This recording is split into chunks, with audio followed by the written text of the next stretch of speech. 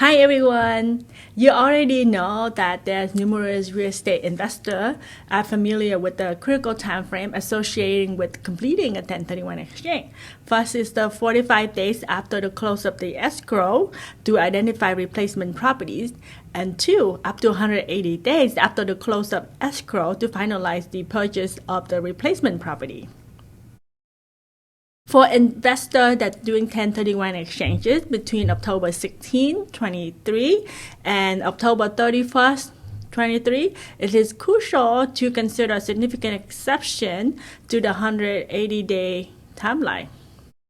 According to the 1031 tax code, investors must conclude the acquisition of their previously identified replacement property within 180 days of closing escrow on their sold property or by the earlier of when their tax return is due.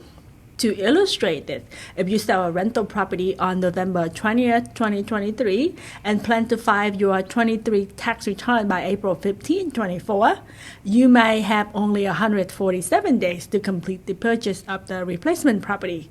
Should you anticipate requiring the full 180 days to purchase the replacement properties, it is advisable to plan for a tax extension. To reinstate the complete 180 days exchange period, obtaining a 6-month extension to complete your tax filing by submitting IRS Form 4868. While this grants you until October 15, 24 to file your tax form, you must still conclude the acquisition of all the 1031 replacement properties within 180 days of closing on the sale of your relinquished property.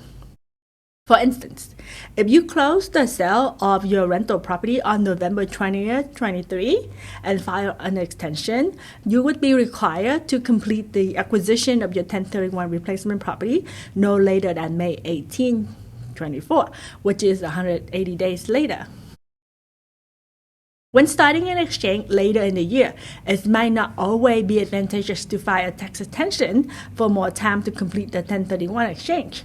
For instance, an investor might anticipate having extra funds remaining in their exchange account after purchasing all desired replacement property. This could happen if only some of the identified property was acquired or if the investor wants to take possession of a portion of their exchange fund. Since qualified intermediaries generally hold all exchange funds until either all replacement property are purchased or at the end of the exchange period, filing a tax extension could result in delay in attaining any remaining funds. When filing a tax extension, remember that it does not grant an extension of time to pay if you owe taxes. So planning to pay at least 90% of the owed tax shown on your tax return by your regular due date. Also, ensure that you complete any required state tax extension form, such as 3519 if you reside in California. This 1031 Exchange Master Course is to provide you with the knowledge so you are aware of what to do, but always consult with your tax advisor to ensure compliance with the requirements for your unique transaction because your situation is unique to you. So, this video answers our question on what step we should take when doing a 1031 exchange late in the year. But what if the exchange fails next year? Or if we receive some boost for next year, what do we do then? So this is called tax straddling. So let's explore that in the next video.